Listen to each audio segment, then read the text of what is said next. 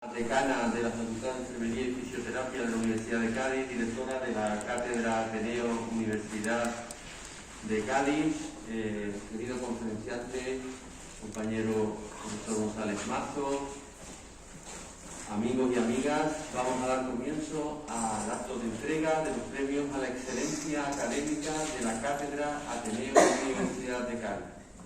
Tiene la palabra el ilustrísimo señor presidente del Ateneo, profesor Almenara.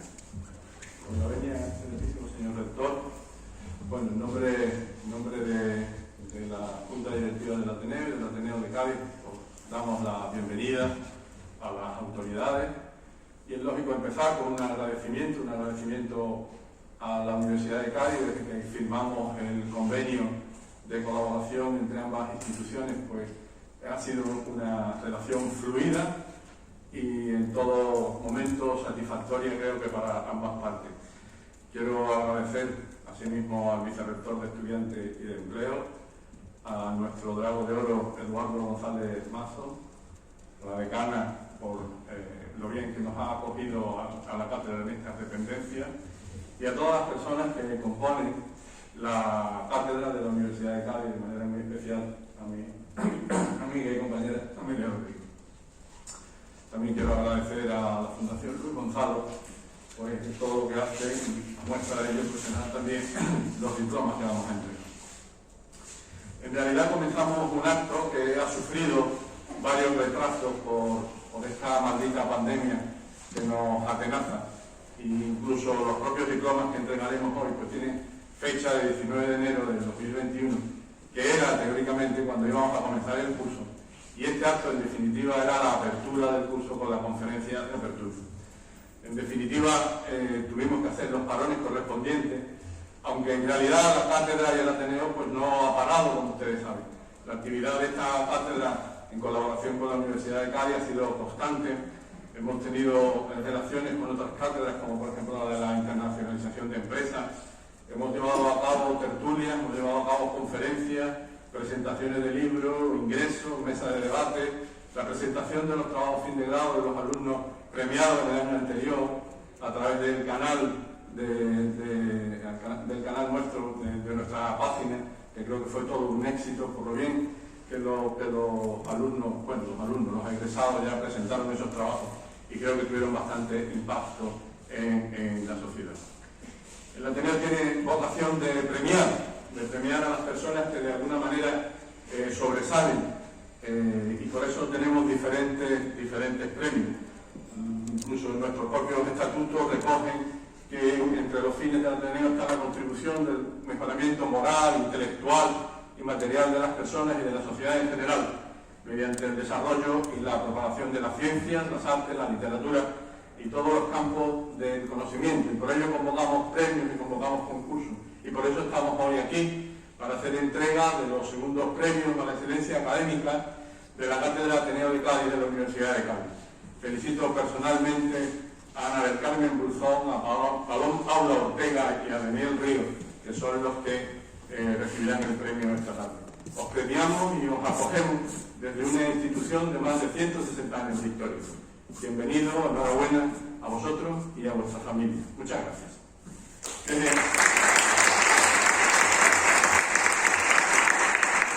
A continuación tiene la palabra la directora de la Cátedra Ateneo Universidad de Cádiz, la profesora Amelia Rodríguez. Muchas gracias, señor presidente. Solo una breve palabra para no alargar mucho este acto, pero quisiera manifestar la alegría que siento de que al fin podamos llevar a cabo este acto de la entrega de los premios a la excelencia académica de la Cátedra Ateneo Universidad, que ha tenido que ser pospuesta en un par de ocasiones como consecuencia de la pandemia en la que nos encontramos inmersos. Ya por fin, hoy esto va a ser una realidad. Quisiera agradecer en primer lugar, como ha hecho nuestro presidente, a la Universidad de Cádiz toda la ayuda y toda la colaboración en todo momento, sobre todo a través del vicerrectorado de estudiantes, del vicerrector de estudiantes, que en todo momento ha colaborado tanto en la selección como en todo el proceso de la adjudicación de los premios. Además, colabora con nosotros en todas aquellas cuestiones que siempre solicitamos, pues está presto a colaborar con nosotros. Quiero agradecer también muy expresamente a la decana de la Facultad de Enfermería y Fisioterapia, pues el que en todo momento nos haya ayudado, haya prestado un lugar para que la sede de la cátedra se encuentre aquí y nos ha facilitado todo lo que hemos requerido y hemos necesitado. Por tanto, muchas gracias, María José. Y también felicitar de una manera muy especial a Ana, a Paula y a Daniel por el premio que habéis obtenido. Soy un ejemplo de los jóvenes universitarios de buen hacer y por tanto os queremos felicitar. Nos beneficiaremos de la exposición que hagáis en las sesiones que organizaremos para la defensa de vuestros trabajos que han sido catalogados de gran interés. Y lo único que queremos es que sigáis y podáis seguir colaborando con la cátedra, con el Ateneo, puesto que estamos necesitados también de savia nueva que pueda aportar pues, nuevas iniciativas. Os deseamos pues, todo lo mejor, tanto desde vuestro punto de vista del desarrollo profesional y humano. Esperamos poder seguir llevando a cabo distintas actividades, como ya ha enumerado nuestro presidente. Hemos podido realizar algunas de ellas y otras, pues como consecuencia de la pandemia, han estado muy paradas. Pero tenemos muchos proyectos y además muy ilusionantes, como por ejemplo el llevar a cabo los debates con jóvenes universitarios, el participar también con la cátedra de emprendedores, que ya hemos hecho alguna actividad, incluso el trabajar dentro del aula de mayores, así como en las distintas tareas que tenemos en mente poco a poco y poder realizando. Ya no quiero extenderme más, solamente daros las gracias a todos por vuestra asistencia esta tarde y vamos a dar paso en primer lugar a continuación a la conferencia que el doctor don Eduardo González Mazo nos va a impartir sobre reactividad y destino final de contaminantes orgánicos regulados y emergentes en sistemas acuáticos. Aunque el profesor González Mazo no necesita presentación alguna porque es conocidísimo de todos, me van a permitir que les lea, y además que les lea porque si no yo ya no me lo he podido aprender, una breve reseña sobre su trayectoria. La trayectoria docente e investigadora del profesor González Mazo ha transcurrido de manera paralela a la implantación y consolidación de los estudios de la licenciatura en Ciencias del Mar, obteniendo en 2009 la plaza de catedrático de Química Física en la Facultad de Ciencias del Mar y Ambientales de nuestra universidad. Desde hace 30 años imparte clases en asignaturas de licenciatura, grado, máster y doctorado y tiene reconocidos 6 quinquenios de actividad docente. Su línea de investigación se ha centrado en la determinación y caracterización del comportamiento medioambiental en sistemas tanto acuáticos como terrestres, de contaminantes orgánicos sintéticos. La actividad investigadora es multidisciplinar, principalmente en las áreas de química física, química ambiental y química analítica, incluyendo hidrología, oceanografía y microbiología, con el fin de interpretar e integrar toda la información posible sobre los fenómenos involucrados en la reactividad de contaminantes orgánicos en el medio ambiente. Ha sido investigador principal en 26 proyectos de investigación, entre los que se incluyen 2 proyectos europeos, proyectos CICIC, proyectos de transferencia y proyectos de excelencia de la Junta de Andalucía y director de 10 tesis doctorales. Autor de más de un centenar de artículos, encontrándose un 85% de los mismos en el primer cuartil. Tiene reconocido 5 sexenios de actividad investigadora y de transferencia. En el ámbito de la gestión fue director científico de la División de Espectrometría de NASA, director general de Acceso y Orientación Universitaria. En julio de 2011 fue elegido rector de la Universidad de Cádiz, cargo que renovó en 2015 hasta su finalización en julio de 2019.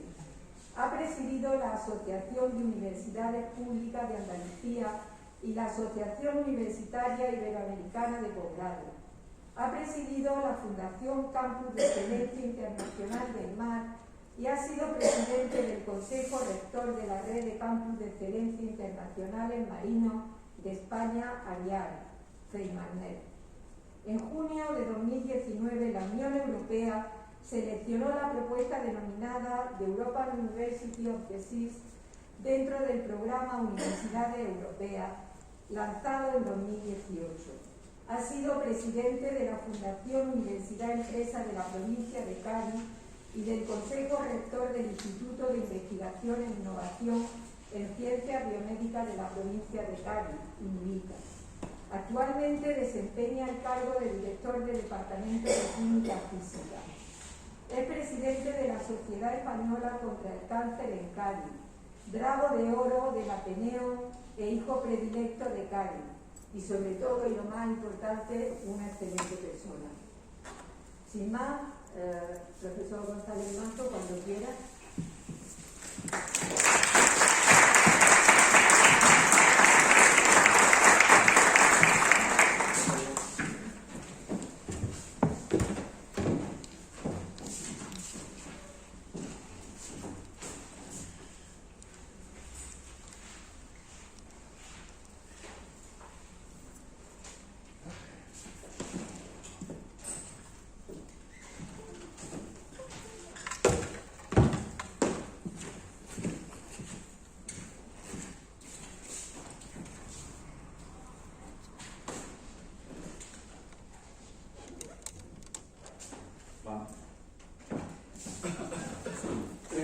Señor rector de nuestra universidad, señora decana, presidente del Ateneo y directora de la cátedra que tenemos en la universidad con el Ateneo, a todas las personas que nos acompañáis, autoridades, amigos, amigas, miembros de mi grupo de investigación y muy especialmente a los premiados que están hoy aquí y sobre todo a todos los ateneístas. Quiero comenzar en primer lugar agradeciendo que hace ya algún tiempo, porque como ha dicho la directora de la cátedra, no solo fue el ámbito de la COVID lo que retrasó esto, o en mi caso, ese ofrecimiento que hubo para la conferencia inaugural, sino que también tuve una estancia afuera y ese año no pudimos hacerlo. Luego hoy me siento especialmente honrado y muy contento de poder estar aquí con vosotros para contaros algo que hace tiempo que no cuento, porque fundamentalmente, si habéis visto de la lectura que te agradezco, a media muy extensa, demasiado extensa quizás, de la trayectoria académica y sobre todo de gestión de los últimos años, os podéis imaginar que para el ámbito de la investigación, que es nuestra propia naturaleza de ser como profesores universitarios, los profesores universitarios tenemos que dar clases y tenemos obligatoriamente que investigar. Luego hoy para mí es un día muy importante porque por lo menos a gran parte de las personas que están aquí les voy a mostrar lo que estamos haciendo. Uno pone un título demasiado pretencioso de una conferencia, porque quiere decir muchas cosas, pero cuando las tienes que aquilatarlo con el tiempo, las tienes que ir centrando un poco a modo de embudo. Nosotros, nuestro grupo de investigación, llevamos pues más de 30 años, esto que aparece de vez en cuando en el currículum, más de 30 años, algún gaditano me lo recuerda, con el tema de los enterados, de la chirigota, hace más de 30 años, pero nosotros no somos unos enterados, pero de este tema sabemos un poco, porque hemos trabajado mucho. Durante el tiempo que he tenido el honor y la responsabilidad de dirigir a la Universidad de Cádiz, pues el grupo de investigación ha seguido trabajando en este aspecto y ampliando mucho los acontecimientos. Nosotros nos dedicamos al estudio del comportamiento ambiental de contaminantes orgánicos sintéticos, es decir, no naturales, en el medio acuático. Y básicamente estudiamos la reactividad y el destino final de estos contaminantes, que se le pueden llamar regulados porque hay normativas al efecto, algunos contaminantes regulados, pesticidas, herbicidas, hidrocarburos aromáticos policíclicos, etc. Y hay otros que se cubren bajo una denominación un poco difusa, pero se emplea el término emerging pollutants, contaminantes emergentes, para así denominar aquellos compuestos que no están regulados, que no están dentro de ninguna normativa y que en el momento del análisis es cuando se detecta a muy bajas concentraciones y se conoce muy poco de su comportamiento ambiental. Nosotros lo que hemos estudiado es la reactividad química, somos químico-físicos y por tanto estudiamos cómo reacciona ese compuesto desde que accede al medio ambiente hasta el final, es decir, desde que es vertido a un sistema acuático hasta que finalmente llega a su destino final. Esta reactividad química nos tiene que definir cuál es la dispersión del compuesto y cuál es su distribución, a su vez cuál es su persistencia en el medio, dependiendo de lo que persista o no, sabrán y todos imaginarán que tendrán unas connotaciones o no. Y finalmente, que esta persistencia cómo afecta a los efectos sobre los organismos. La reactividad de los mecanismos de transporte normalmente estudian la transferencia entre las fases, la variación espacio-temporal y la persistencia, en definitiva, para ir fluyendo un poco la conferencia, cómo se distribuye un compuesto entre el agua y el sedimento, si va, por ejemplo, vertido a la bahía de Cádiz, cómo se transporta en distintos compartimentos ambientales, cómo pasa del agua al sedimento o del sedimento al agua y cuál es su variación tanto en el tiempo como en el espacio, en distintas estaciones del año, a lo largo de un cauce de un río, a lo largo del cauce del mar, etc. ¿Qué ocurre? Que en el ámbito de la químico-física del laboratorio, uno llega al laboratorio, hace un experimento, coge un vaso de precipitado, reproduce condiciones. ¿Qué pasa en el medio ambiente natural? Porque esto no es posible. Nosotros estudiamos desde un agua de un pozo, un agua natural, hasta el agua del océano. Estudiamos agua de lluvia, estudiamos lobos de depuradora, sedimentos marinos. Luego hay unas fuertes variaciones en las propiedades físico-químicas del medio. Hay una alta variabilidad en los tiempos de residencia. Nosotros encontramos compuestos que tardan un día en el medio ambiente y otros que tardan en eliminarse años. Luego hay una alta variabilidad. Hay unas perturbaciones físicas y biológicas del medio que no controlamos de forma natural. Por ejemplo, una simple lombriz provoca una bioturbación en una columna de sedimento y a lo mejor uno es capaz de encontrar un compuesto a una profundidad en la que no debería de estar. Y es porque esa lombriz ha ido creando un camino preferencial y por tanto dando lugar a perturbación, en este caso biológica. No se trata de compuestos puros, esto es otra cosa. Nuestros compuestos además no son compuestos puros. El que les voy a presentar hoy tiene un conjunto de homólogos y cada homólogo un conjunto de isómeros. Y luego tiene otro conjunto de compuestos que lo acompañan en la formulación. Luego no hay compuestos puros. Y finalmente, a muy bajas concentraciones. Esto dificulta mucho el tema, porque tenemos que buscar técnicas analíticas extremadamente sensibles para describir este compuesto. Y por tanto tenemos que utilizar etapas de preconcentración antes del análisis. Es decir, ser capaz de llegar a una disolución donde el compuesto tiene una pequeña concentración a concentrarlo para determinarlo luego bien en el ámbito analítico. Esto significa que las herramientas que tiene la químico-física están muy limitadas para el ámbito espacio-temporal que estamos viendo del medio ambiente y por tanto tenemos que recurrir a simular todas las condiciones que podamos en el laboratorio. Por tanto, nuestro grupo hace muestreos de campo, nuestro grupo se va en el buque Eucali y toma muestras de agua, sedimento, organismo y demás, pero luego tiene que hacer procesos en el laboratorio y reproducir esas condiciones de la manera más realista posible para ser capaz de definir los procesos. No se puede estudiar el destino de un contaminante con todos los fenómenos a la vez y además no controlarlos. Tienes que hacerlo bajo condiciones controladas. Y todo esto encima se hace con procedimientos avanzados de análisis y elucidación, puesto que lo que hay que hacer finalmente es ver qué cantidad tiene en determinados lugares, ver cuáles son los intermedios, identificarlos. Cuando no tenemos patrones para los que no se familiaricen mucho son estándares, es decir, algo que te dice, este es el compuesto. Vamos a utilizar un símil. Cuando un individuo no tiene un carnet de identidad, nadie sabe quién es ese individuo. Luego todo el mundo tiene unos nombres, un apellido y un carnet de identidad. Los compuestos también, pero cuando no sabemos si lo que estamos encontrando es algo que es un intermedio de un compuesto, ese no está definido. Y por tanto se utilizan estos procedimientos. Bien, eso es lo que ha dado hasta ahora 30 años de trabajo. Muestros de campo, lo voy a simplificar mucho. Muestros de campo, técnicas de laboratorio y simulación de procesos en laboratorio, por ejemplo, de absorción, biodegradación, bioconcentración, toxicidad, lo que quieran, y las técnicas analíticas, incluyendo la toma de muestras y el tratamiento de diferentes matrices ambientales. Esto es otro mundo, porque la toma de muestras también la tienes que hacer bajo condiciones controladas. Si tomas una muestra mal, tu dato finalmente es malo.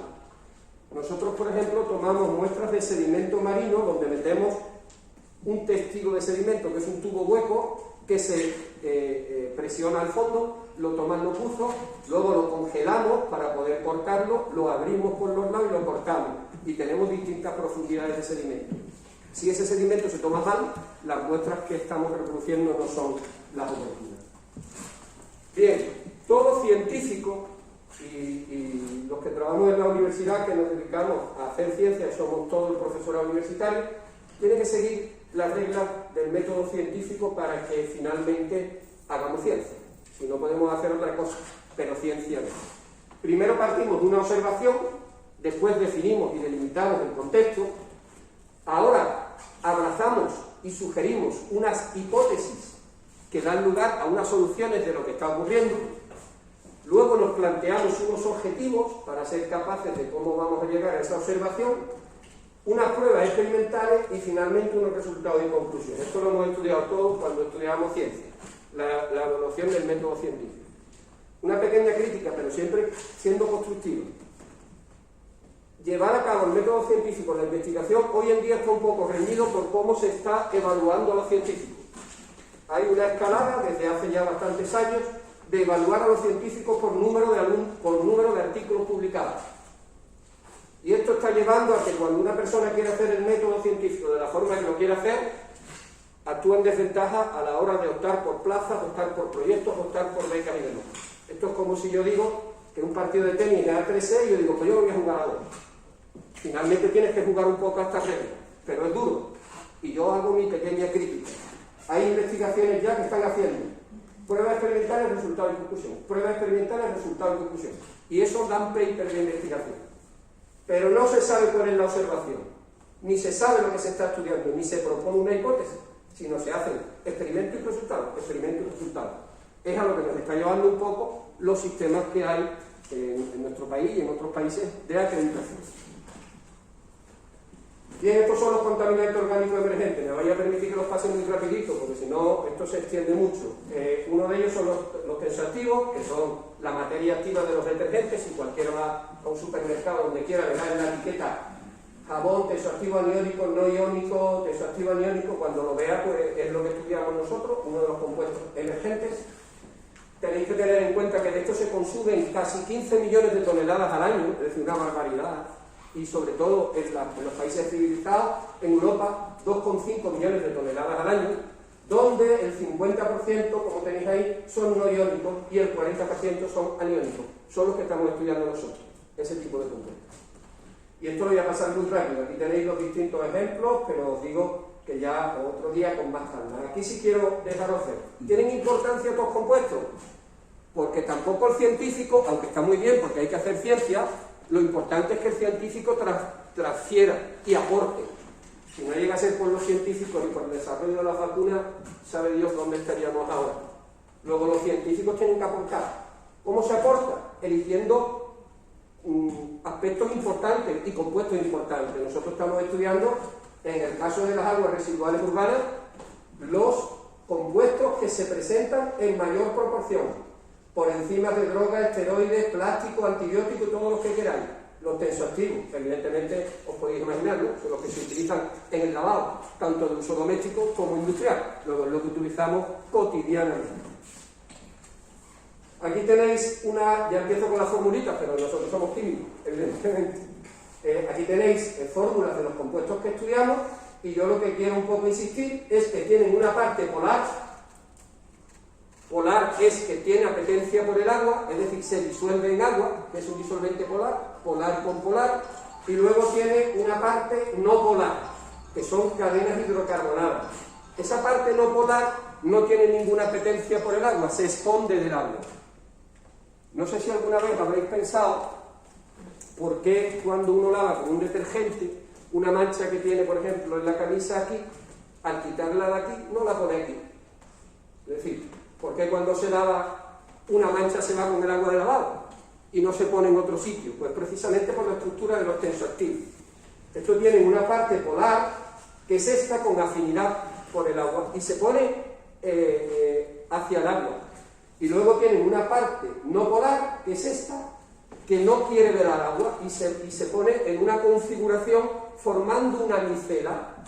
No os he puesto ahí el dibujo, pero en realidad es una red donde queda la suciedad dentro de la red, y lo que queda hacia afuera es con afinidad por el agua. Luego, cuando llega el agua de lavado, va con el agua y se retira.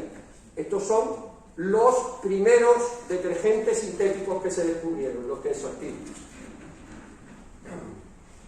También estudiamos fármacos. He visto que hay personas por aquí de farmacología.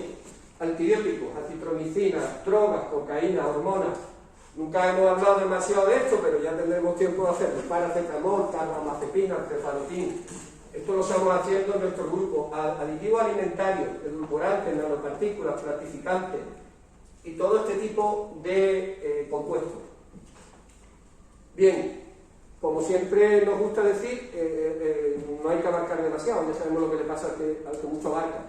Pero estamos poniendo en marcha en nuestro grupo distintas líneas con distintos compuestos. Algunas personas llevan fármacos, otras personas llevan fragancias, otras personas llevan tensoactivos, y eso es lo que estamos haciendo en el desarrollo de la investigación en el mundo. Esto es muy rápido. Las técnicas analíticas hoy por hoy que tenemos en la Universidad de Cádiz son maravillosas. La infraestructura analítica que tenemos en la Universidad de Cádiz no le tiene nada que envidiar a ningún otro centro de investigación. Evidentemente habrá centros especializados en el mundo con financiación privada, como la NASA y otro tipo de centros, con los cuales no lo podemos comprobar, pero a nivel público, de instituciones públicas, yo creo que tenemos una infraestructura científica muy digna. En su día, poquito a poco íbamos haciéndolo. Nosotros determinábamos esto con cromatografía de líquido, fluorescencia, y esos 4 picos que tienen ahí son simplemente 4 homólogos de este compuesto. Perdón.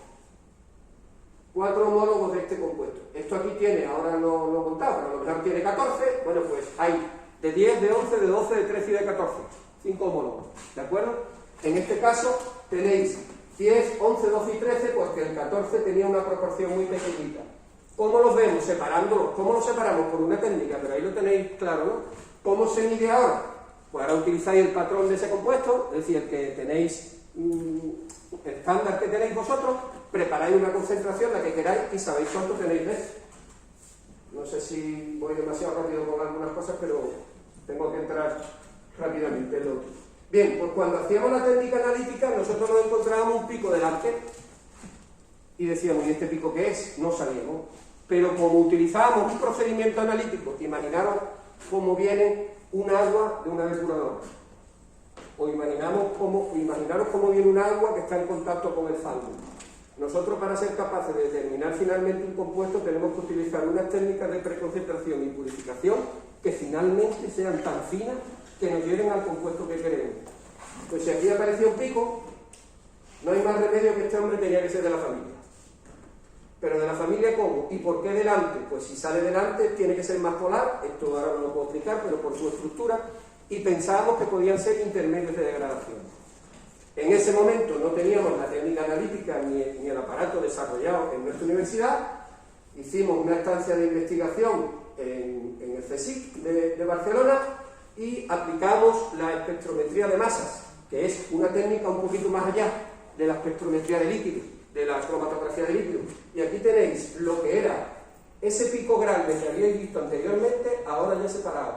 Y son intermedios de degradación del compuesto original, del compuesto que teníamos antes, lo que conocemos como ácido sulfofenilcarboxílico. Esa fue la primera vez que se determinaron esos compuestos en sistemas acuáticos, la primera vez en el mundo, y lo publicamos en la primera revista de química ambiental, Environmental Science Technology, como veis aquí. Esos compuestos nos han permitido, una vez que los identificamos, ir estudiando la degradación del compuesto. Es decir, al igual que una persona se va degradando poco a poco, desafortunadamente con el paso del tiempo, los compuestos se degradan, por ejemplo, por la acción bacteriana, por distinta degradación, o aerobia o anaerobia, y va dando lugar a compuestos intermedios concentración, que son los que tenéis ahí. ¿Cómo los identificamos? Porque no teníamos patrones, es decir, no teníamos un carnet de identidad de ese individuo previamente. ¿Cómo lo identificamos? Pues porque las técnicas analíticas nos permitían, además de su nombre, tener, por ejemplo, los dos apellidos. ¿Por qué? Porque se fraccionaban en el fragmento 183. Y ese fragmento 183 es característico de este compuesto. Y es el que tenéis aquí. Si daba ese fragmento 183, tendría que ser un ácido sulfofenil carboxílico. Por eso continuamos con nuestra investigación. Aquí ya no me voy a parar, porque ahora, aplicando las técnicas analíticas que queráis, podéis romper los isómeros externos, los internos, es decir, sacarle al compuesto su árbol genealógico.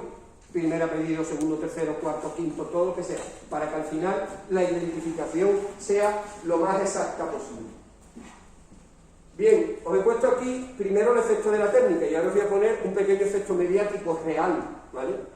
El investigador con el que trabajé en Barcelona, nada más que ver el compuesto que habíamos encontrado, pues dice en El País: se ha descubierto un nuevo contaminante en Cádiz que por similitud con otros tensoactivos que se habían estudiado previamente puede cambiar el sexo de los peces, es decir, tener actividad estrogénica, efecto disruptor endocrino, y sale en El País. Ha sido la primera vez en mi vida, rector, que tenía en la puerta de mi despacho más periodistas, creo, que en cualquier prueba de prensa del mundo. Y además llegaba de clase y fue algo que me produjo mucho pavor, porque no sabía qué estaba pasando. Es decir, vi a tantos periodistas con cámaras de los que hoy, cuando veis por la tele, hay uno dándose empujones con otro y temas de esto. Y era porque se generó esto. Luego salió, afortunadamente, el Diario de Cádiz. Me llamó, tuve la oportunidad de ser entrevistado y como no sabíamos nada, pero quiero decir por el efecto mediático del compuesto, es decir, por comparación con otros, sin haber hecho análisis. De hecho, al año y medio terminamos unos análisis obligados de esto y no tenía ese efecto disruptor endocrino. Hay algunos compuestos que son estrogénicos, es decir, que cuando están a elevadas concentraciones provocan cambio de sexo en los organismos. No en los organismos que normalmente cambian el sexo, como sabéis, la dorada y otro tipo de organismos que así lo hacen, sino en otros organismos que no están dispuestos a hacerlo. Pero para que veáis a dónde pueden llegar las fake news o los efectos mediáticos, en el web Islam el sexo de los peces está cambiando en la bahía de Cádiz. O unas autoridades portuguesas que nos llaman y nos preguntan: ¿se puede bañar la gente en las costas de Portugal cercanas a la bahía de Cádiz? Ante lo que podía estar ocurriendo, que cualquiera de nosotros podíamos bañarnos y cualquiera sabía lo que podía ocurrir. Ya finalmente lo recoge el Carnaval de Cádiz, en Doña 40, y aparece el sexo de los peces, que esto es un artículo que es de su tiempo, ¿vale? Dice algunas cositas un poquito subidas de tono, pero también hay que centrarlas en el ámbito del carnaval. Lo que quiero deciros es que todo esto es provocado cuando las noticias en el ámbito de la ciencia no se dan con la responsabilidad que hay que darla. Hay que dar al ciudadano certeza que los investigadores, cuando trabajamos, no estamos detrás de un efecto mediático de determinadas cosas, sino que lo que buscamos es aportar al conocimiento lo que nosotros entendemos que es la mejor forma de trabajar, como he dicho, con el método científico. Nosotros trabajamos con campañas de muestreo. Esto lo voy a pasar muy rápido, también os voy a recrear un poquito con las imágenes. Voy a mostraros España. Hemos trabajado campañas de muestreo en el norte de España, por supuesto en nuestro caño de Santipetri, estuario de Palmones. El caño de Santipetri, yo cada vez que paso, me imagino que como le pasa a cualquier persona que haya trabajado por aquí, pues yo a lo mejor hoy estoy aquí gracias al caño de Santipetri.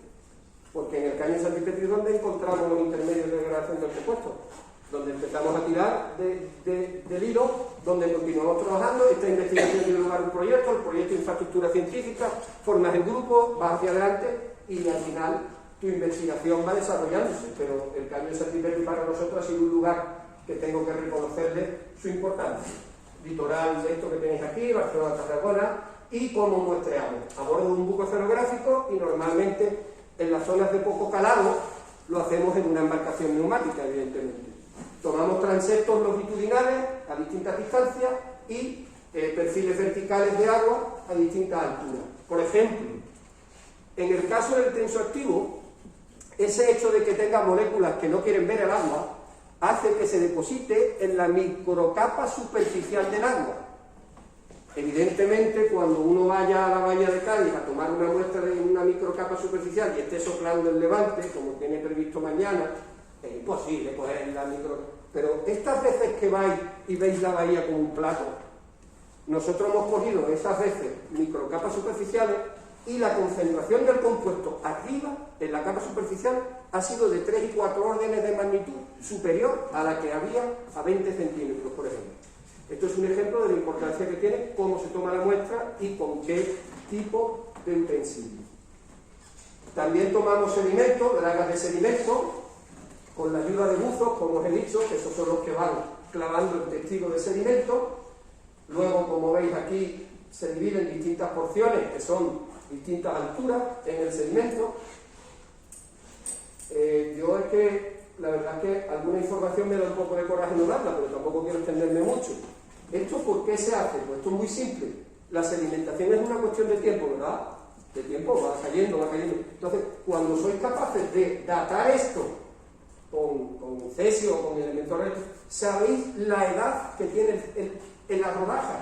Sabéis que esta rodaja, por ejemplo, es del año 65 o del año 70. Entonces, cuando analizáis, podéis saber cuándo un compuesto llega al medio ambiente por primera vez, cuándo es retirado, cuándo ya no está. Por eso se hace este tipo de muestreo. En todos los sitios, en cada sitio hay una velocidad de sedimentación distinta, luego cada rodaja para cada sitio equivaldrá a un año diferente. Esto es, también hacemos muestras de pozo y muestras en sistemas en terreno. Esto es exactamente lo del testigo, pero aquí ya en el suelo trabajamos nosotros mucho mejor con unos sistemas helicoidales. Y aquí tenéis el compuesto sobre el que me voy a basar un poco como compuesto emergente de lo que os voy a explicar de un método científico aplicado a un contaminante emergente. Este tiene homólogo de 10 a 13, el grupo sulfonato. Este es un isómero, este es el C10LA, este es el C13LAS y esto es un isómero interno. Un isómero externo sería este anillo bencénico colocado en uno de los lados. Luego, esto no es un compuesto puro, tiene muchos homólogos, todos de distinta longitud de cadena, con isómero. Lo mismo, de la ciudad a la planta de tratamiento, de la planta de tratamiento al cauce de los ríos, de los cauces de los ríos normalmente al mar. Y tiene un conjunto de propiedades químico-físicas. Esto es como cuando miráis cualquier alimento en cualquier supermercado, no miráis hidratos de carbono, tal, pues un compuesto tiene su peso molecular, su presión de vapor, su punto de fusión, solubilidad. Todo esto, cuando uno toma un alimento y sabe las grasas que ingesta, lo que está tomando, repercute en su organismo. Pues estas características químico-físicas son las responsables de qué es lo que hace el compuesto, de a dónde va, de dónde se coloca, de dónde se distribuye. Por ejemplo, este coeficiente de partición octanolagua, que dice un poco la actividad que tiene o apetencia que tiene con la parte no polar, hace que este compuesto formalmente se vaya a los sedimentos, esté más tiempo en el sedimento que en el agua. De aquí salen algunos estudios, como es la identificación de estos intermedios. Esto fue en el año 97, como estáis viendo. Aquí los tenéis todos los intermedios determinados. Luego hicimos experimentos de degradación bajo condiciones aerobias, en presencia de oxígeno. Aquello iba rapidísimo. Los compuestos se degradaban en torno a un 97 y un 98%. De hecho, en las plantas depuradoras que tienen digestores aerobios se degrada a esa rapidez, ¿no? Y era persistente bajo condiciones agnósticas. ¿Quién dijo esto? Dos autores, el señor Wagner en el 87 y García Tal en el 2005. Es decir, que cuando el compuesto iba al sedimento, si las condiciones en el sedimento eran en ausencia de oxígeno, ahí se quedaba. Y esto es lo que ha provocado que muchos compuestos hayan sido retirados del mercado. No sé si les sonará a todos el famoso DDT, un insecticida especialmente utilizado por su... Todavía hay alguno que lo tiene y lo utiliza escondida, por su eficacia ante determinadas plagas, pero que eso no hay quien lo quite del medio ambiente. Eso dura igual que un plástico. Y elevadas concentraciones en lobos de depuradora. Como no había tratamientos aerobios, encontraban en los lobos muchísimas concentraciones. Bien, pues esto al final hace que cuando piense cuál es su distribución entre el sedimento y el agua, tenga mucha afinidad por la materia orgánica, por el material particulado y su acumulación en sedimento en condiciones anaerobias y menor disponibilidad. Eso es lo que nos podrían decir los estudios previos disponibles.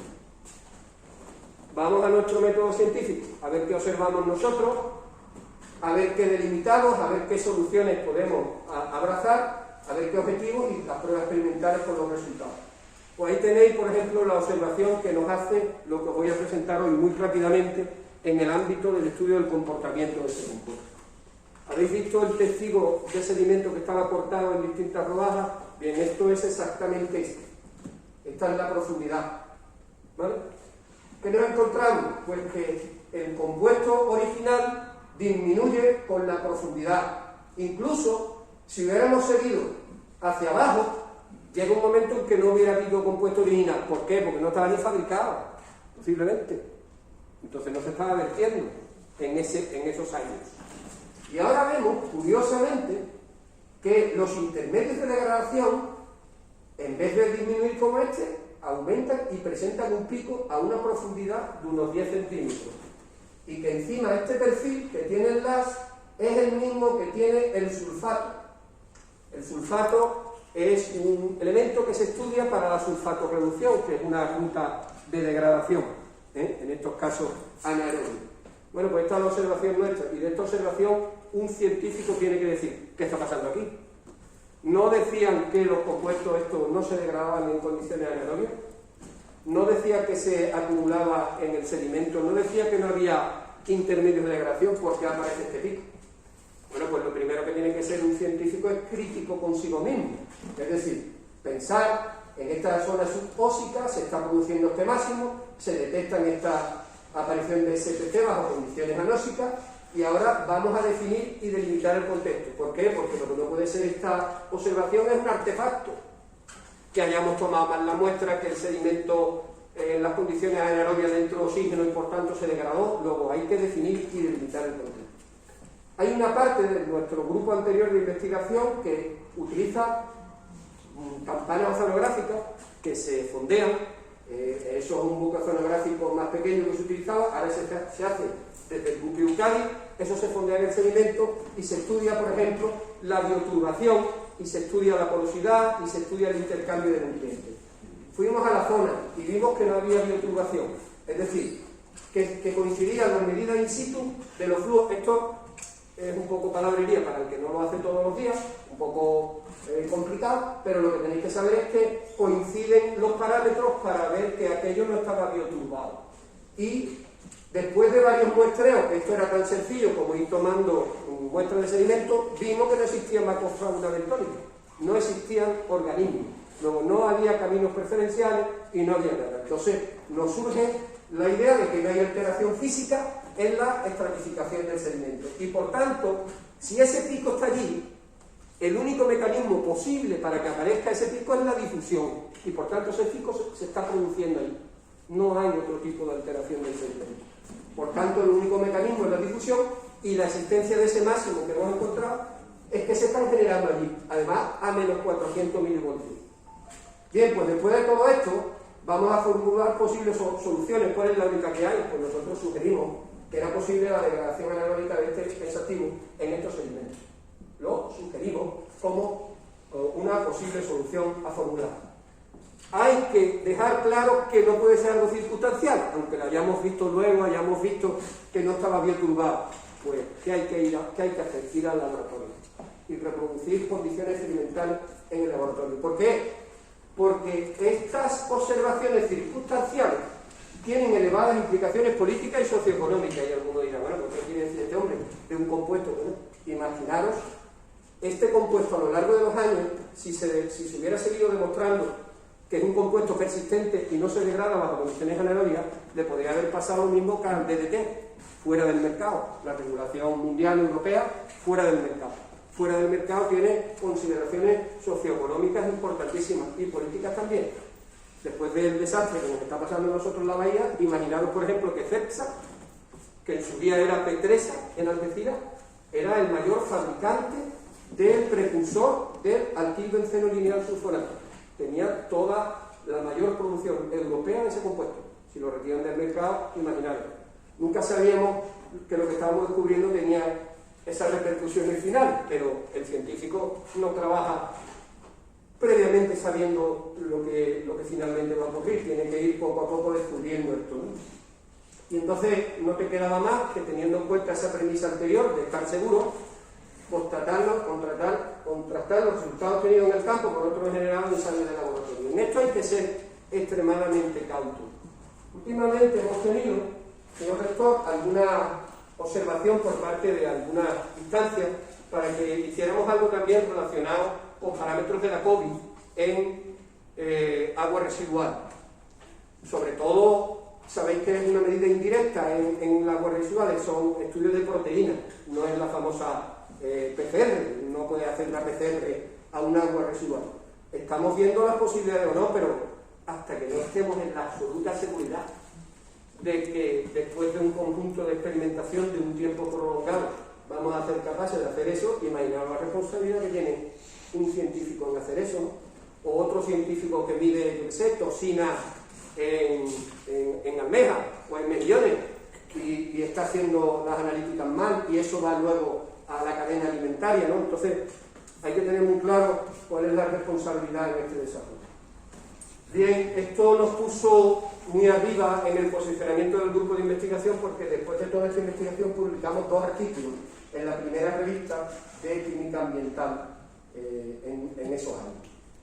La hipótesis está clara, tiene que ser biodegradable, en fase disuelta, por tanto depender de la disponibilidad. Los objetivos que pusimos fue en eso, no me detengo en cada uno, pero cinética y termodinámica, establecimiento de la ruta degradativa, es decir, conocer qué le pasa a este compuesto en el laboratorio. Y esto nos hizo preparar en los ensayos de laboratorio. Esto es otra de las cosas importantes. Hay una persona que dice, voy a estudiar la toxicidad de un fármaco, ¿vale? Y entonces dice, voy a hacer ensayos de laboratorio a 200 miligramos litro. Y resulta que todos los muestreos que se han realizado por todos los científicos que realizan ese compuesto, lo máximo que han encontrado en el medio ambiente es 1 miligramo litro. ¿Cómo se puede aportar qué es lo que está pasando utilizando una concentración 200 veces superior? Luego, la primera regla de un científico es utilizar concentraciones ambientalmente representativas. ¿Qué pasa? Que esto no es cómodo. ¿Por qué? Porque esto complica mucho la técnica de análisis. Cuanto menos concentración tengáis, más se os complica luego la determinación analítica del compuesto. Luego, por eso es conveniente hacerlo, ¿no? Reproducir las condiciones ambientales, calcular cómo se distribuye, identificar los metabolitos, las poblaciones microbianas, es decir, todo esto lo voy a pasar. Área de muestreo, ¿dónde hemos ido? Pues a dónde vamos y a dónde lo encontramos. Y entonces vamos a coger sedimento, agua de la zona de donde encontramos, era el caño de Saltipetri, ahí tenéis la zona, y escogimos 2 estaciones, las que tenéis ahí puestas. Una arriba, donde se produce el vertido, y otra ya casi la desembocadura. Otra vez los muestreos con los buzos, y realizamos experimentos de absorción y desorción. Esto es tan sencillo como, finalmente no es tan sencillo como eso, pero se simplifica como un tubo de ensayo grande, sedimento y agua, y el compuesto. Y ahora utilizar agitadores y reproducir condiciones ambientales. Y cuando se alcance el tiempo de equilibrio, que es aquel en que el agua, la cantidad de compuesto que está en agua y la cantidad de compuesto que está en el sedimento ya es constante, en ese momento se mide. Aquí tenéis, ¿qué le pasa al compuesto original, que era el que teníais aquí? ¿Recordáis que tenía una parte hidrófoba que estaba sin apetencia por el agua? Pues este señor tiene mucha apetencia por el sedimento. Este que es su intermedio de degradación, y ya en la parte hidrófoba ya tiene un grupo polar con apetencia del agua, ya esto no es tensoactivo, ya esto no lava, no vale para lavar, lo que os he contado antes. Y ya polar y polar, todo polar, ¿dónde quiere estar? En agua. Fijaros la concentración. Esto es la concentración del compuesto en el sedimento partido por la concentración del compuesto en el agua. Hay 100 veces más del compuesto original en el sedimento que en el agua. Luego el compuesto original va al sedimento. Cuando se degrada, el compuesto se libera y va al agua. Eso es lo primero que hemos visto. Fijaros qué diferencia hay entre uno y otro. ¿Cómo se distribuye? Pues a medida que aumenta la cadena hidrocarbonada del compuesto original, cada vez más grande la cantidad que hay en sedimento. Y fijaros qué poca cantidad de SPC hay en sedimento. Pero hay una pequeña diferencia a medida que aumenta un poquito la cadena hidrocarbonada. Todo esto es apasionante. Yo siempre que lo veo me gusta volver a recordar, porque es química física pura. Es cómo la estructura de un compuesto afecta a cómo se comporta. Esos son artículos. Proceso de reversión de tipo hidrófobo. Hidrófobo es con fobia por el agua, es decir, no hay más que el compuesto ve el agua y dice, para el sedimento, directamente. Fracción de la absorbida disponible, y en el caso del intermedio, sorción no detectada o muy baja, por debajo del 1% en la mayor parte de los casos. Hacemos los ensayos de biodegradación, aquí lo tenéis. También complicado, ¿por qué? Porque hay que hacerlo en una cámara anaerobia, porque si no, no estáis haciendo las condiciones ambientales, tenéis que aseguraros que estáis trabajando. Esto parece como cuando vamos a la pediatría de los niños pequeñitos, que hay que meter las manos, pues esto es lo mismo, pero tenéis hecho el vacío y no tenéis oxígeno dentro de la cámara. Entonces nosotros trabajamos ahí dentro de esas cámaras, empleando distintos compuestos, bajo diferentes concentraciones, y aquí tenéis en los experimentos de degradación las dos profundidades que cogimos. Aquí tenéis una foto muy ilustrativa. Este es el testigo de sedimento. ¿Por qué lo hacemos transparente? Eso es PVC transparente. Para que se vea cómo está este testigo, cortado por los lados, pero luego está fijado con cinta aislante, para que cuando lo congelemos, quitemos la cinta y cortemos los trozos de cada profundidad. Y aquí tenéis la cámara de anaerobio, aquí tenéis el pozo de sedimento, ¿vale? Y aquí tenéis a un investigador muy joven, delante de la pera, haciendo las cositas que hacía. Fijaros cómo se echaba el sedimento en un embudo, para poder meterlo en los tarros. Definitivamente lo que teníamos era estos reactores. Uno habla de reactor y parece que tiene algo como casi nuclear, ¿vale? Un reactor es un recipiente donde se produce una reacción. Y fijaros lo que para nosotros eran reactores. Botes de 250 mililitros. Eso sí, con septum cada uno, perfectamente hermético y cerrado, y con resarfurina, que es el indicador para ver que estamos en condiciones redox, en condiciones anaerobias, con ausencia de oxígeno. En el momento que aparecía oxígeno, si hubiese oxígeno, se pondría rosa la disolución. ¿De acuerdo? Y eso es lo que nos hacía seguir el procedimiento.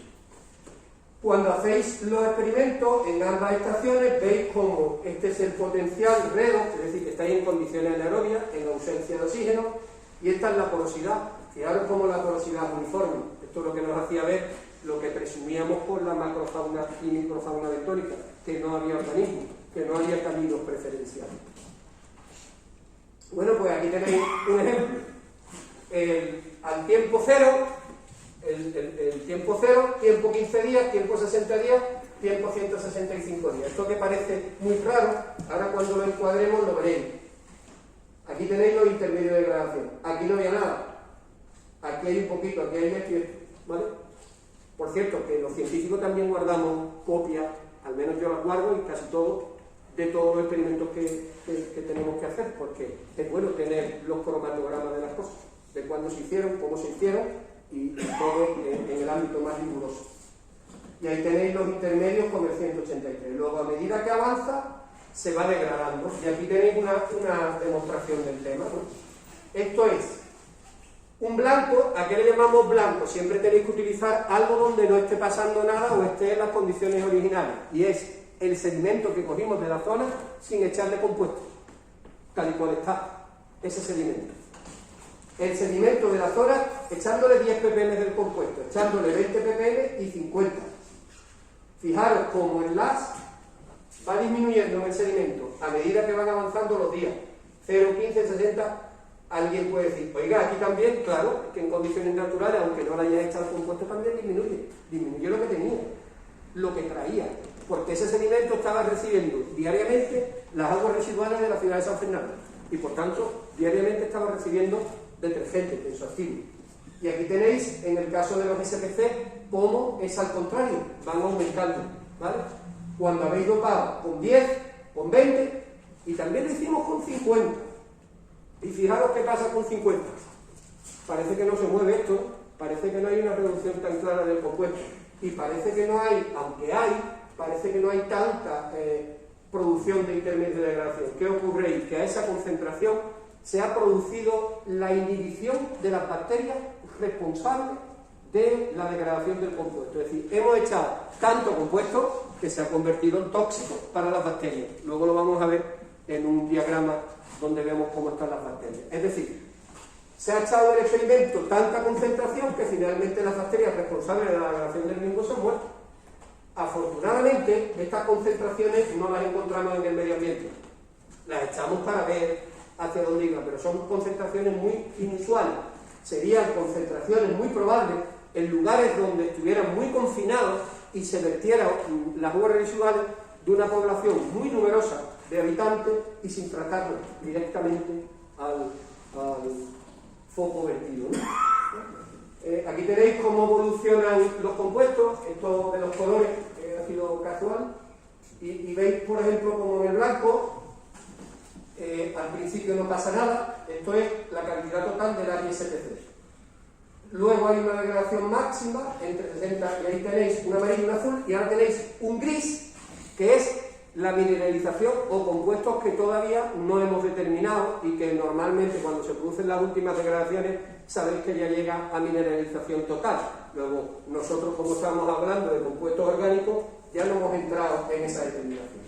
Aquí tenéis la inhibición, aquí no pasa nada, y en estos casos veis cómo se produce la degradación. Bien, aquí tenéis lo que os he dicho de las técnicas cuando comentó antes Amelia la experiencia en degradación microbiana. Es porque trabajamos en contacto con un grupo de la Autónoma de Madrid que trabajaba con identificación de bacterias y que trabajó con esa identificación. Si os digo que aquí están las bacterias responsables, aquí lo que veis son las distintas bandas de la bacteria Sedimentobacter. Aquí veis las tres que son las responsables, que están aquí. Esto es una separación por banda, por el método de DGGE, que si son palabras extraordinariamente raras, algunas personas las conocerán, pero si os digo que antes se podría llamar PCR, hoy todo el mundo sabe lo que es una PCR, pues esto es una PCR DGGE para los organismos que trabajan en la degradación anaeróbica.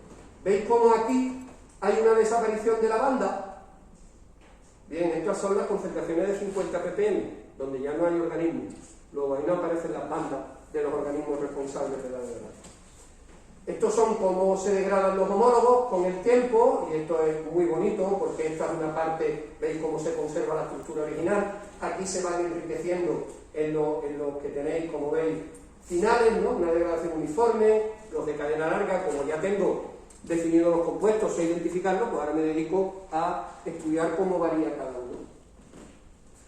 Aquí tenéis la ruta degradativa. Ya que sabíamos cómo se produce, vamos a proponer una ruta. Pues la adición de fumárico, se forma el succinato del lineal alquilbenceno sulfonato, y somos capaces, bueno, esto lo pongo rápidamente porque claro, todos son cuestiones ya de química muy duras, y luego tenéis descarboxilaciones, beta-oxidaciones, y se van produciendo todos estos compuestos. Hemos sido capaces de determinar toda la ruta degradativa del compuesto de manera anaerobia, y aquí lo tenéis esquemáticamente.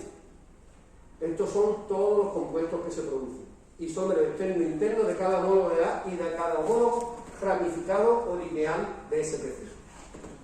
Aquí tenéis, como hemos visto, cuál es la ruta degradativa. Todo tiene una explicación. Esto fue con conversaciones con el departamento de orgánica, por transposiciones de McLafferty, se producían los compuestos y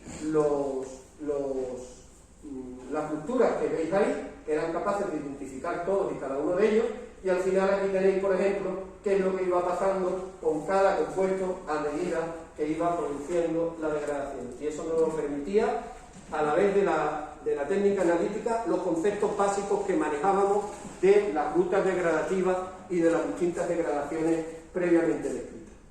Aquí tenéis las degradaciones preferenciales de los isómeros y de los histómeros, de esto no me paro. Y aquí, por ejemplo, tenéis la cinética del proceso. Fijaros, un blanco tiene 90 días de tiempo de vida media de persistencia de ese compuesto, 3 meses de 10 ppm 91 días, de 20 ppm 95 y de 50 ppm, donde se producía la inhibición por más de 3 años, o casi 3 años, ¿vale? Y de ahí donde vienen los problemas si estuvieran a esa concentración. Finalmente, aquí tenéis también cómo evolucionan los homólogos, pero no me paro en esto. Finalmente, hay una manera muy gráfica de explicar este proceso y nosotros los científicos tenemos que ser responsables de que las personas entiendan lo que le queremos explicar y sobre todo los que nos dedicamos a la función pública, porque además trabajamos con la inversión que se hace, poca, como bien sabéis, comparado con otros países en el nuestro, pero tenemos que dar respuesta a la inversión que se hace en ciencia, ¿no? Entonces, a veces tenemos que utilizar distintos dibujos para que la gente entienda qué es lo que ha pasado aquí. Ese es el agua, ese es el sedimento. Ese es el microcosmo exactamente el mismo que tenemos nosotros en el medio ambiente. Tenemos la columna de agua y el sedimento, incluso agua intersticial en los poros del sedimento. El sedimento, cuando lo sacáis, es un churro, es fango, es fangoso, eso tiene agua, no está seco, ¿vale? Entonces, el agua intersticial y el sedimento llega al compuesto, se vierte. Lo primero que ocurre que es un equilibrio de absorción-desorción. ¿Quién se absorbe más? Los más grandes, los de cadena más larga, como habéis visto antes en el experimento, ¿no? Aquí los tenéis, los que tienen las cadenas más largas, perdón. Aquí los tenéis, los que tienen las cadenas más cortas, eso suele estar en el agua. Empieza la degradación, desaparecen los de arriba. ¿Qué ocurre? Que para que se restablezca el equilibrio entre el agua y el sedimento, entre el sedimento y el agua, toda especie pasa de la zona de mayor concentración a la de menor, hasta que se igualan. Luego, una vez que se han retirado, ahora se producen incorporaciones al agua. Cuando se producen incorporaciones al agua, viene otra vez sucesivas oxidaciones, y así va ocurriendo en todo el conjunto del proceso, hasta que van desapareciendo desde arriba. Luego, es una degradación anaerobia que existe y que depende de la absorción-desorción del compuesto en el agua y en el sedimento. Cuanto más disponible esté el compuesto en el agua, más degradado es, más rápido se va y por tanto se restablece el equilibrio. En fase disuelta, en fase sólida, lo que encontráis. Definitivamente, conclusiones del método científico. La degradación transcurre vía oxidación microbiana, vía activación con fumárico, como habéis visto, con sucesivas beta-oxidaciones. Eliminación preferencial de los homólogos de enlace de cadena corta y de los más externos, y las bacterias responsables son Sedimentobacter sp del género Clostridiales, que son las responsables de la biodegradación marina. La oxidación anaerobia es un proceso lento. Nosotros nunca habíamos encontrado en el método aerobio, es decir, en presencia de oxígeno, nunca habíamos encontrado intermedios de degradación, como habéis visto, SPC de cadena larga. Nunca, no nos daba tiempo a verlo.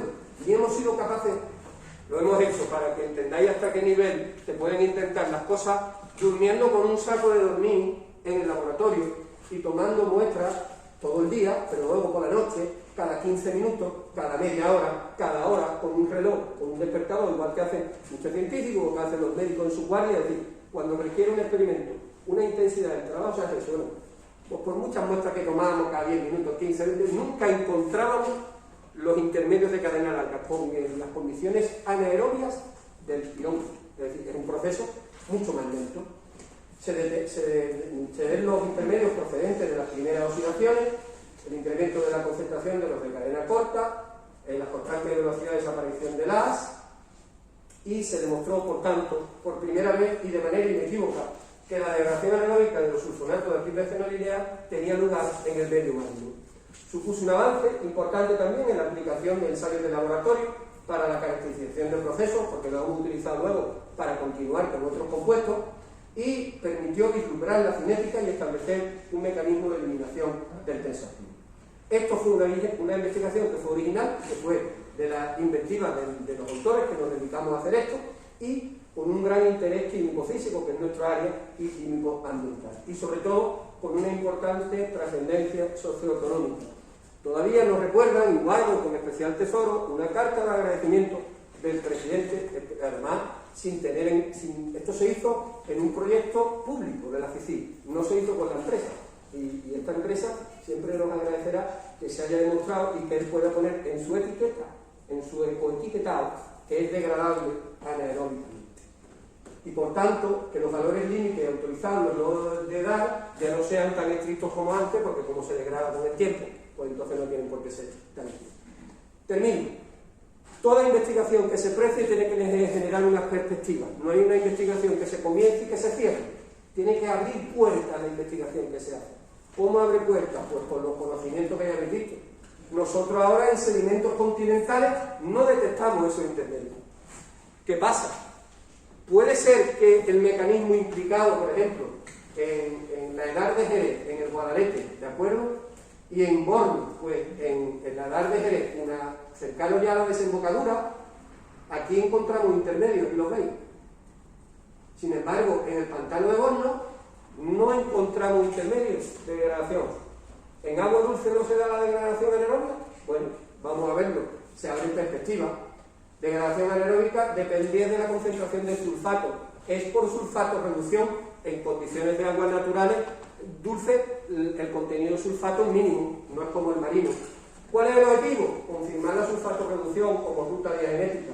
¿Cuáles son los experimentos? Vamos a hacer en sedimentos de un envase y de un río que están en curso. Y así todo.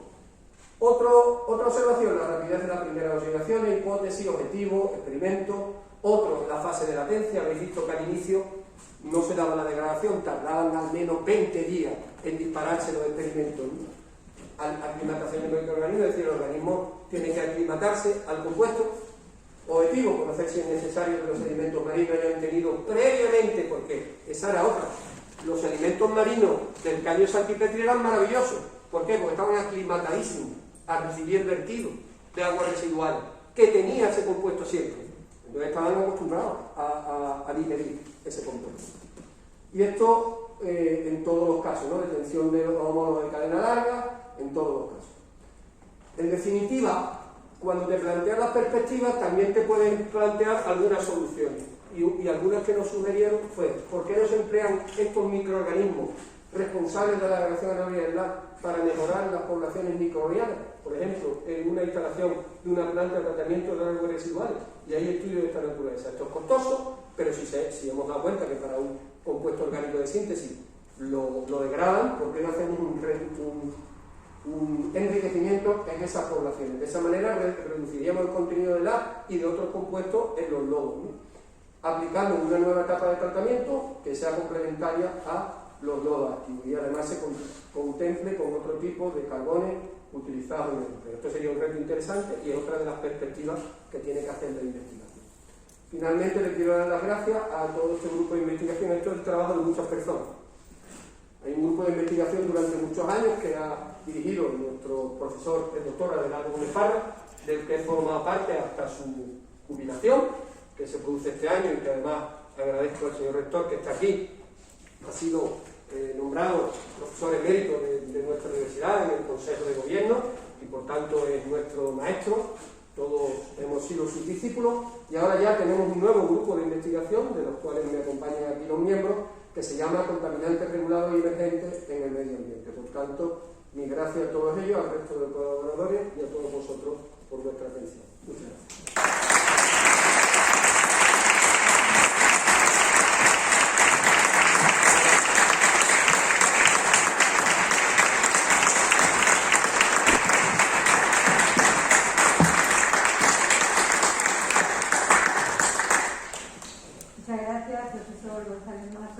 A continuación, el señor secretario de la Cátedra de la Universidad va a proceder a la lectura del acta de la resolución y concesión de los premios a la excelencia académica.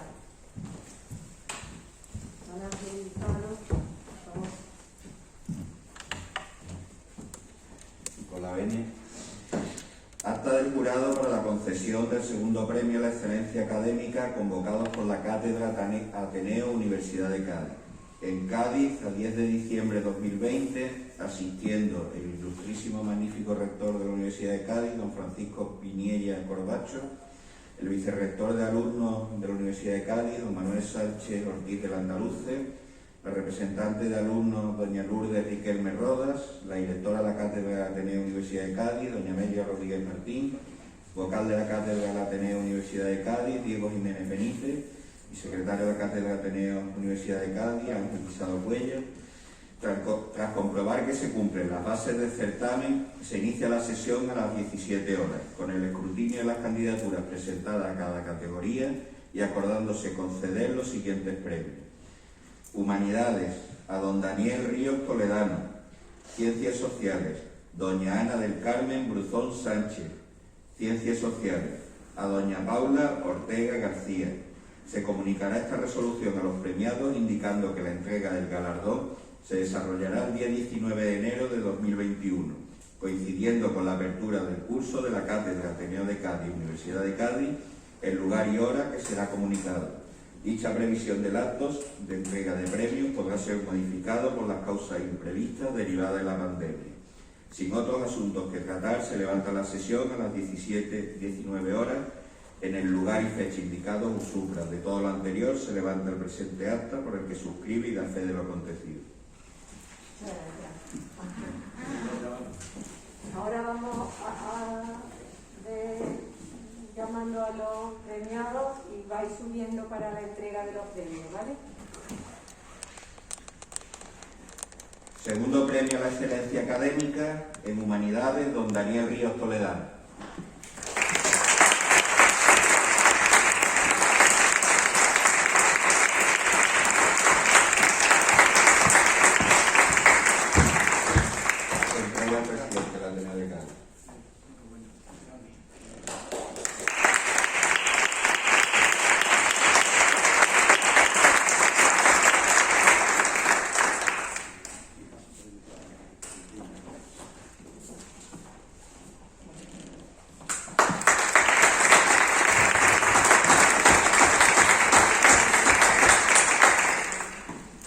Segundo premio a la excelencia académica en Ciencias Sociales, doña Ana del Carmen Bruzón Sánchez.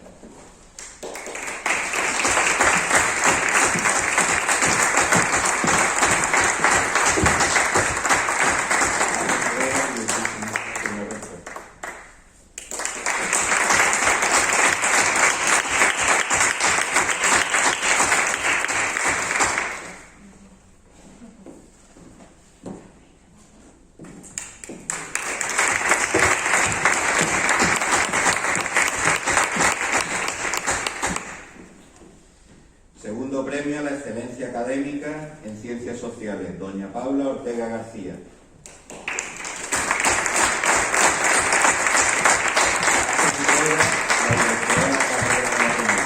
Universidad de Cádiz, doña Amelia Rodríguez.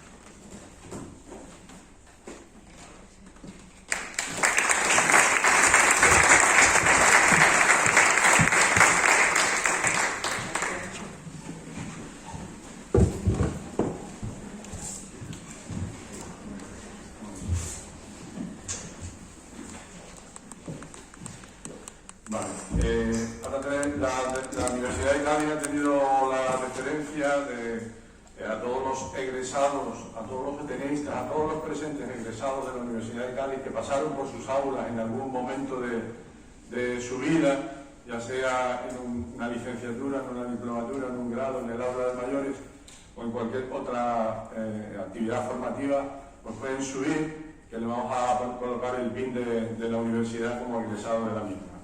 Ir subiendo a aquellas personas que en algún momento estudiaron en la Universidad de Cádiz. Muchas gracias. A ver, para que no haya problema, por favor, desde la primera fila, suba de la primera fila para que haya más control, después de la segunda y otra, ¿vale? Lo que sea necesario.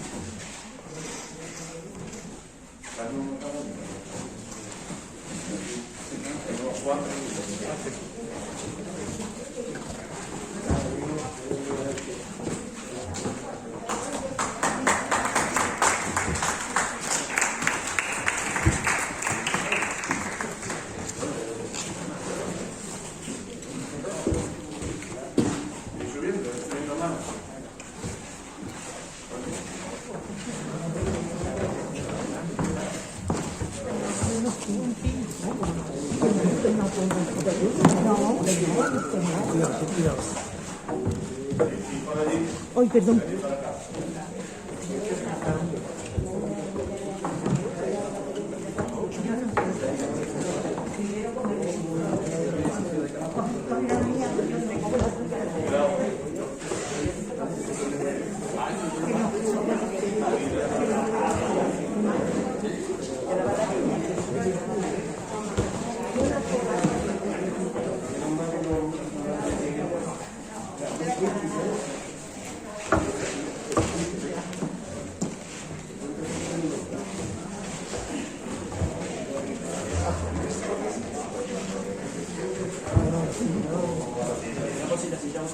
No, gracias.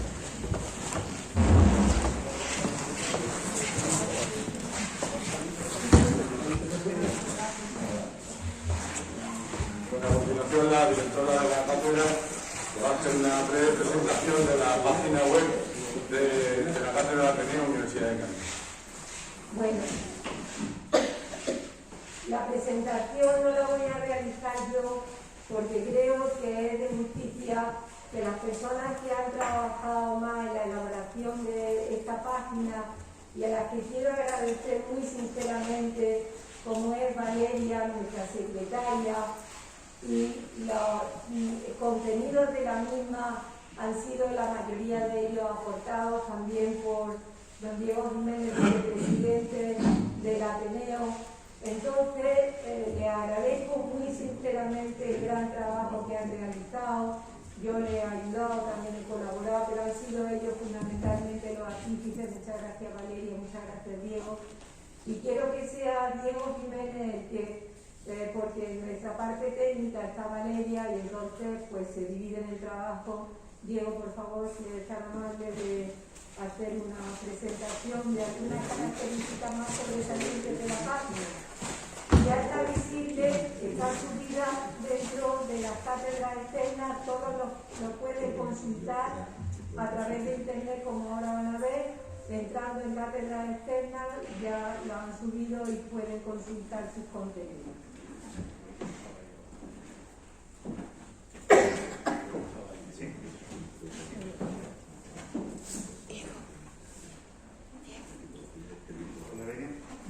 Buenas tardes. En primer lugar, enhorabuena a Paula, Daniel y Ana del Carmen, por vuestro trabajo y vuestra aportación.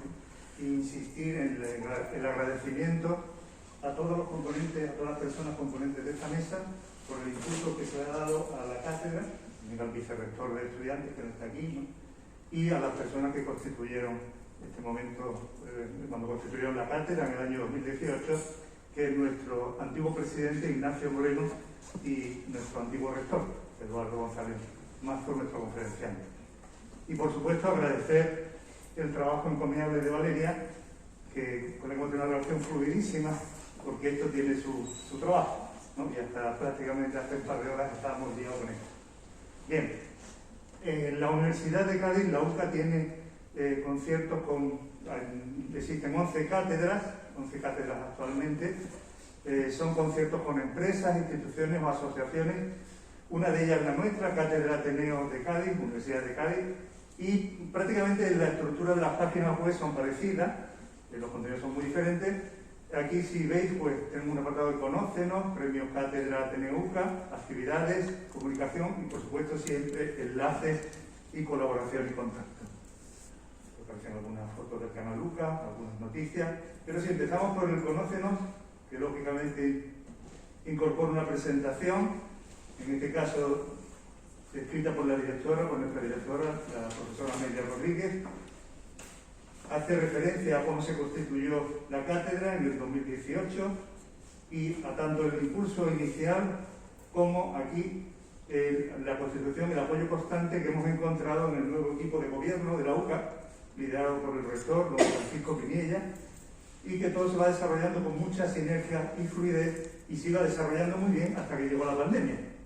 Y tenemos la primera entrega de premios, que fue allí en nuestra sede. Si pinchamos en quiénes somos y dónde estamos, aquí aparecen las reuniones, este es el logo donde se ha presentado, indica la directora, que es la profesora Amelia, alguna reunión, que faltan algunos, lo pudimos estar ese día. Hay dos comisiones del Ateneo y una comisión de seguimiento de la cátedra. Hay una breve historia del Ateneo y de la cátedra. La primera está realizada por nuestro secretario, don Ángel Guisado, compañero Ángel Guisado Cuellar. Una historia, una crónica histórica desde el principio. Esta foto es una foto histórica, como se ve, rodeada simplemente de varones, pues ven aquí en el chato, la esencia del tipismo gaditano, y en este caso en torno al personaje que fue 52 años presidente del Ateneo, de don José María Pemán. Bueno, aquí está el recorrido histórico que ha hecho don Ángel Guisado. Hace referencia a la cátedra. Aquí están las medallas que tiene el Ateneo, las medallas que nos han conseguido la ciudad, medalla de oro, placa de oro de la provincia, entidad de utilidad pública, y hace una introducción también a la creación de la cátedra Ateneo, cuando se creó, diciendo que siendo rector don Eduardo González Mazo y presidente don Ignacio Moreno. Y a continuación hemos querido poner, Valeria y yo acordamos poner un artículo del doctor, de nuestro ateneísta de honor, el doctor Manuel Concha, y un artículo que apareció en el diario, creo que en mayo del 17, perdón, del 8, me confundí con otra cosa, del 2008, y la verdad es que completa muy bien lo que es esa historia del humanismo, el liberalismo, etcétera, de los rasgos principales del amor por la cultura del Ateneo. Y en Conócenos, lógicamente, aparecen también los convenios y protocolos, firmados en este caso con la UCA, convenios y protocolos, y los objetivos de la cátedra, que no vamos a leer, evidentemente vamos a regular de tiempo, prácticamente están comprendidos en la cláusula 2 del convenio. En relación a los premios de la cátedra, hemos tenido dos convocatorias, por eso al leer antes se ha dicho segundo premio, porque fue el segundo premio, sino que era la concesión de la segunda convocatoria de los premios de la cátedra, y las resoluciones, desde aquí cerrando aquí, estas son las dos resoluciones, esta es la de hoy, en que ha leído antes de una Guisado, la concesión. Y en actividades, que es donde la cosa está un poco más fluida, tenemos las programaciones del Ateneo y de la cátedra, la programación de la cátedra dentro del Ateneo. Podemos detenernos sobre todo en el 20, que esto cogió una marcha de crucero, la cosa iba un poco mejor, vamos a ver justo hasta que llegó la pandemia, porque por ejemplo en enero del 2020 estamos realizando 4 o 5 actividades en el mes, en febrero otras 3, y en marzo justo ahí se nos cortó a todos. El punto general de todo, cuando la segunda semana de marzo pues se declaró el confinamiento, ¿no? A partir de ahí tuvimos que cortar, en octubre planteamos de nuevo e intentamos remontar un poco, pero de nuevo siguió el tema de la pandemia, y en diciembre tuvimos que hacer, a partir de diciembre, todas las actividades telemáticas. Y hasta aquí hemos llegado. Ya estas son las primeras actividades que estamos haciendo presenciales. Dentro de las actividades desarrolladas tenemos las reuniones, las conferencias, si vamos a ellas, aquí están también distribuidas. Por ejemplo, ya ha colgado Valeria, ha colgado muchísima información, muchísimas fotos, de las que se realizaron en el 2020. Está incluso la entrega del premio Bravo de Oro, el antiguo rector.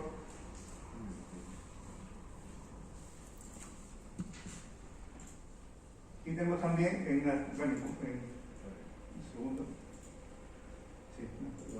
actividades desarrolladas que aparecen los debates universitarios. Esto fue la inauguración del curso 19, que hizo colaboración con la cátedra externa, y aquí ¿cómo se llama? Perdón, mira, sí. Esta cátedra, en este acto se incorporaron a unos alumnos, tuvimos una conferencia y luego unas intervenciones y tal, con un primer contacto, y luego se realizó el único debate común universitario que se ha realizado hasta ahora, que dio bastante juego, que fue el encuentro entre la cultura científica y la cultura humanística, y el tema era el cerebro y mente. Curiosamente, como prueba de lo que podía ser, como se suspendieron las clases presenciales y la presencialidad, esto no ha llegado más, invitamos para hablar del cerebro a una estudiante de biotecnología, Domingo, a una estudiante de química y enología, Paula Horta, y a un estudiante de dirección y administración empresarial. La de química y enología llegó a hablar de cómo, de alguna forma, influía en la actividad cerebral el consumo de alcohol. Es bastante interesante y la verdad que dio bastante juego ese debate. Voy terminando. Aquí están las noticias que van apareciendo. En prensa. Vídeos de prensa que van apareciendo. Y en galería de vídeos están colgados muchísimas fotos. Valeria, que es una gran fotógrafa, además tiene una cantidad de un dossier impresionante de actividades del Ateneo y de la cátedra. Aquí van viendo personas ilustres de Cádiz, de todo tipo. Alumnos, vamos a ver por aquí, el señor Girón, mucha gente, muchísimas fotos, ¿no? De gente que ha impartido conferencias.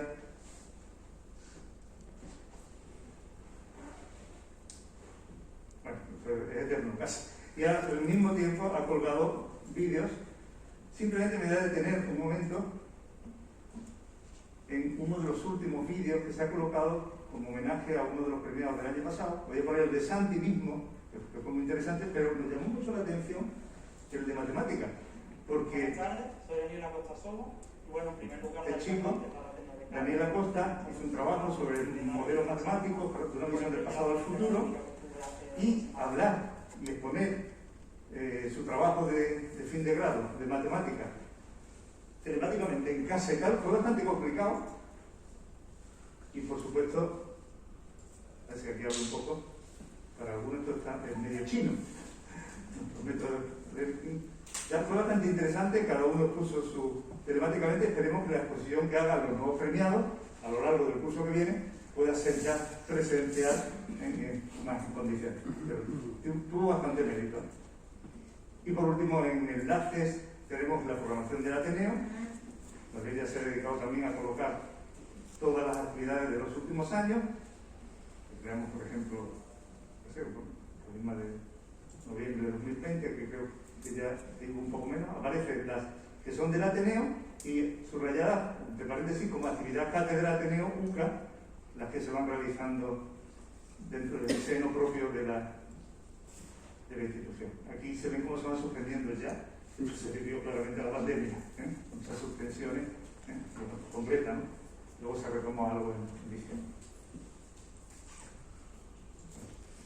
Y por último, bueno, también está aquí presente no está ahora Manuel Sánchez Bautista de la Luz, que es el vicerrector de alumnos, pero hemos quedado con él en una colaboración mensual con el aula de mayores de la UCA, de tal forma que las conferencias o los debates, lo que se vaya haciendo, se realice con el profesorado de adultos, lógicamente mayores de extensión de la UCA, ¿no? El curso normalmente empieza en noviembre y arrancaremos por ahí, ¿no?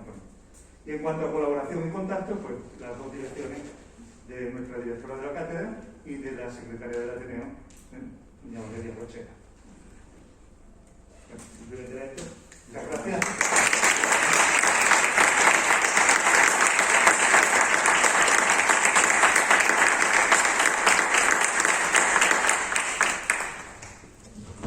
Bien, pues muchas gracias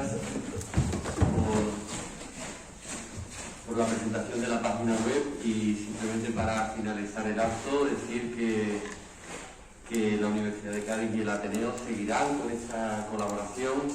Darle la enhorabuena, por supuesto, a Paula, a Daniel y a Ana, a nuestro magnífico conferenciante Eduardo González Maso.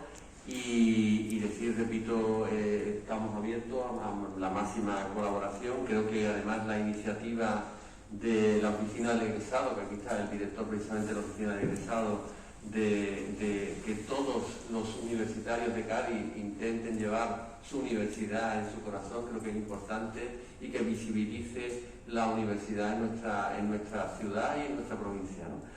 Y nada más, muchísimas gracias por su asistencia a este acto, y seguiremos con más y más premios de excelencia académica de la Cátedra del Ateneo y la Universidad de Cádiz. Muchas gracias.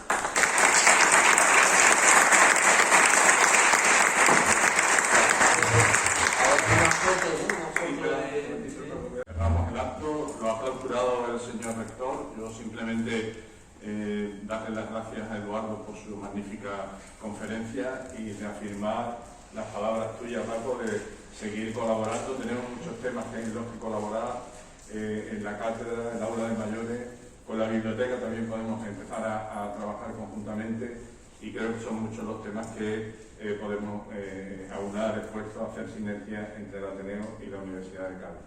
Una vez que nos hagamos las fotos de familia y las fotos de amistad, pues aquellos ateneístas que quieran subir a la quinta planta a ver cómo quedó la sede que tenemos en esta facultad, pues lo podemos hacer también con las medidas oportunas sanitarias. Muchas gracias.